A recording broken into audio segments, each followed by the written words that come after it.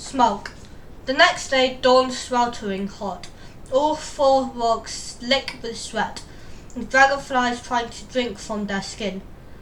For breakfast, Kong found a banana tree, and they had made a sack for Mac's jumper and filled it with bananas poked out of the neck. They gorged the unripe bananas until Max was sick on his own shoes. After breakfast, a wind began to pick up. It was a very welcome breeze on Fred's face as he prepared the raft, double-checking every knot. It was the same wind that nearly killed them. Fred and Leela were crouched on the raft in the river, testing how it moved under their weight and retying vines. Con and Max were hunting for berries to add to their provisions. Becca was half in and half out of Leela's pocket, sniffing the breeze. A swirl of air reached them from the jungle, and Becca let out a mew. A shiver passed down Fred's spine. Does something smell odd to you?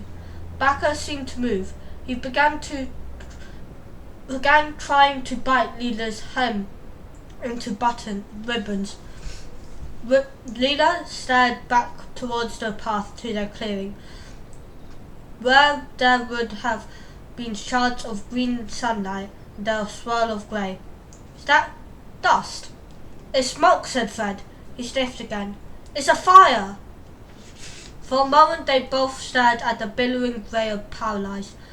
Then Leela let out a scream, and scream shook the whole raft. Max! Where's Max? He's right there, on the bank with Kong, and the smoke began to flow like water, sweeping out of the trees towards them. Fred's eyes stung. There was pounding of their feet, and Kong came sprinting out of the bushes, her hair flying behind her, catching in the trees. She half dived, half fell into the river and swam, splashing frantically towards the raft. I saw it, she cried, hauling herself up over the edge. The clearing's on fire! It's horrible! Her eyes were red and wild. She stared around. Where's Max? I thought he was with you. Leela's face was unrecognizable. What? No! He said he was going to find you. He wanted to play with Becca. No, this can't be happening. Leela stood up on the raft. Max! Max! Shouted Fred. Max! I'm here! The voice was tiny and thin and sounded of pure panic. Max had scrabbled up a tree. He was sitting, whimpering, unable to scream in the branches over the hanging tree. Fred stared up at him, divided between shock and terror. How did he get up there? It's so high. Jump in, Max! Jump into the water! Called Leela. I can't! Max, I'm ordering! Her voice was shrill, wire thin. I'm your big sister. You do what I say.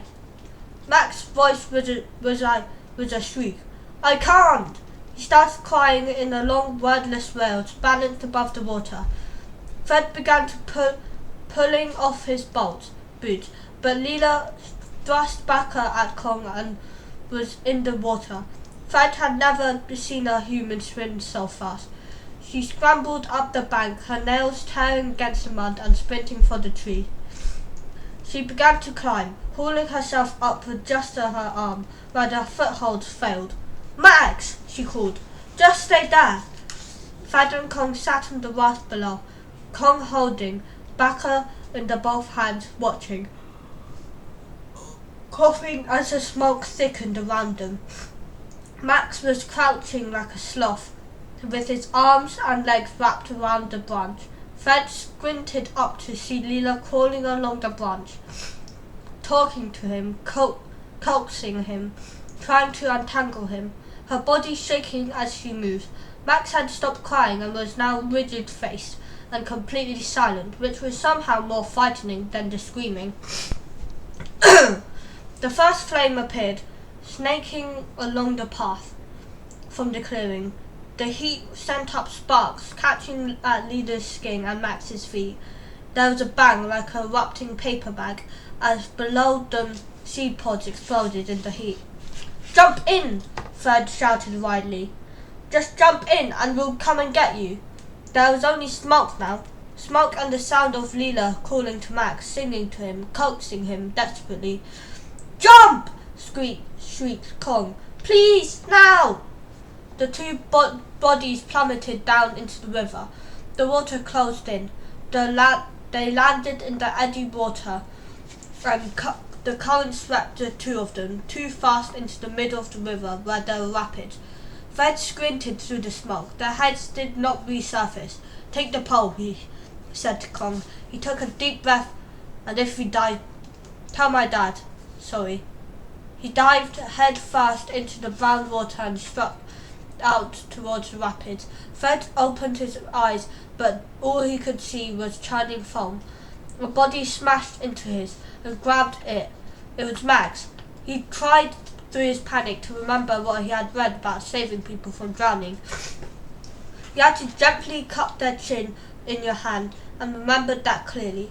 But how? The current was too fast to make cupping of any kind seem plausible. Fred spun onto his back and hauled Max up to lie in the stomach, trying to keep the boy's head out of the water. He couldn't tell if Max was breathing. With one arm, he began to swim backwards towards the bank. The water was trying to pull them under, but he could only see only smoke and spray, and the river sweeping over his face with every stroke. "Don't panic," he whispered to him. "This would be a bad moment to panic." A burning branch fell into the water, inches from them. Max gave a cough and spat out water beetle, hacking weakly as the water washed over them again. Just as Fred was starting to feel that panicking was really the only option, he saw something in the smoke. A yell came out of the sound of the fire, and water in his ears. "Fred! Max!" It was Con. "Over here!" he called. "Swim towards me!" she screamed. "I can't! The current!" It was bitterly hard work staying in one place. One of his legs was starting to cramp, and he was terrified that Max's head would go under water.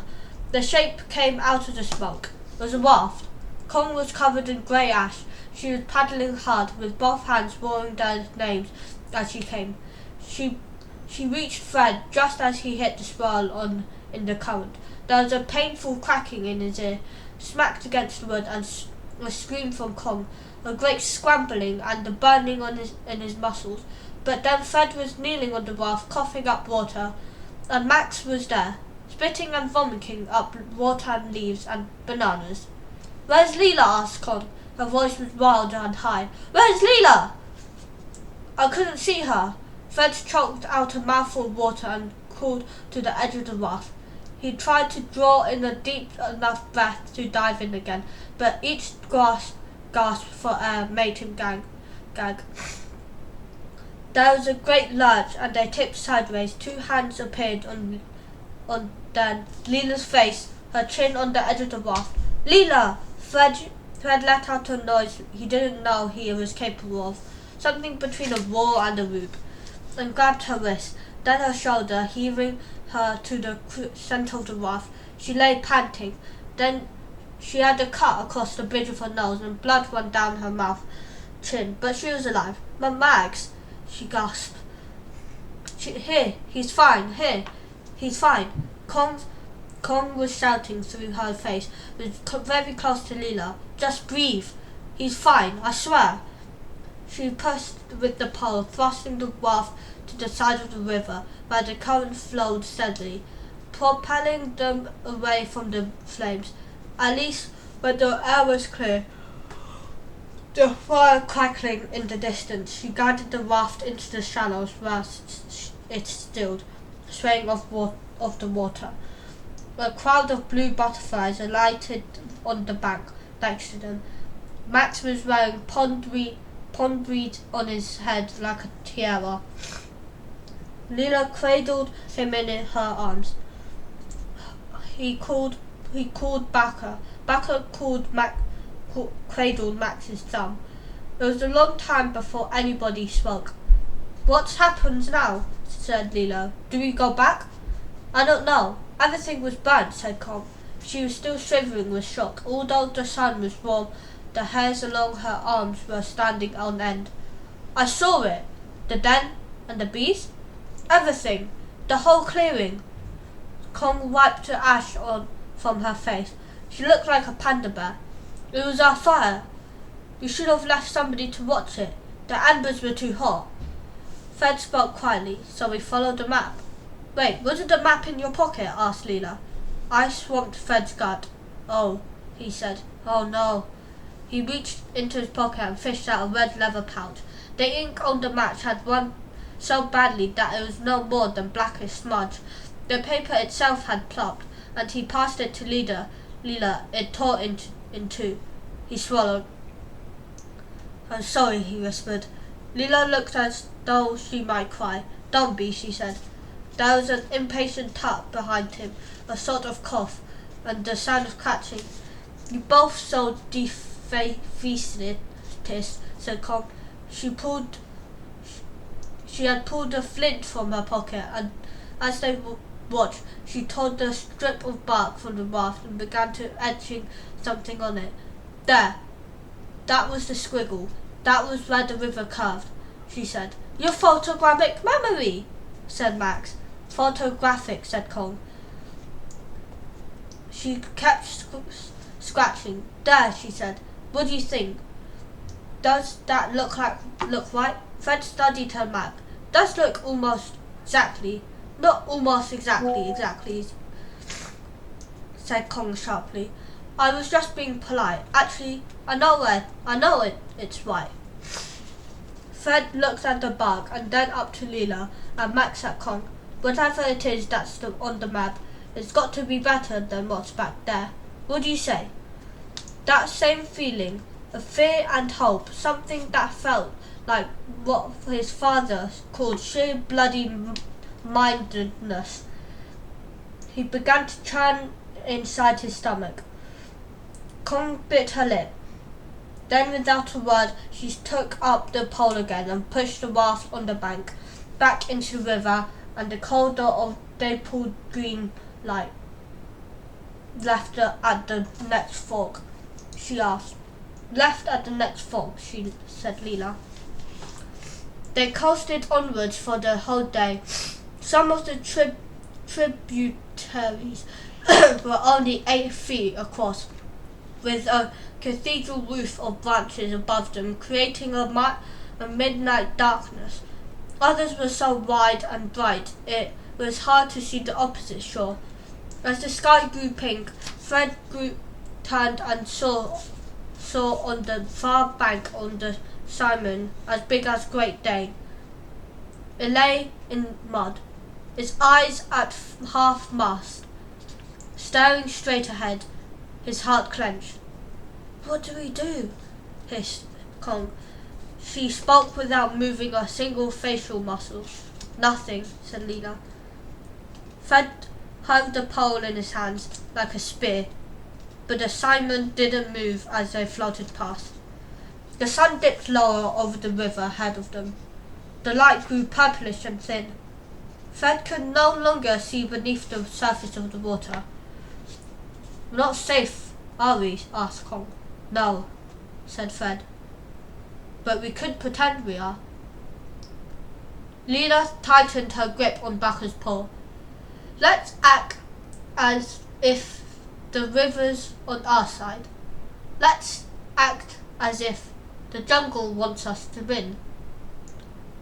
The star began to come out, casting the water deep back under the silver-flecked sky. Even if the river don't take sides, even then.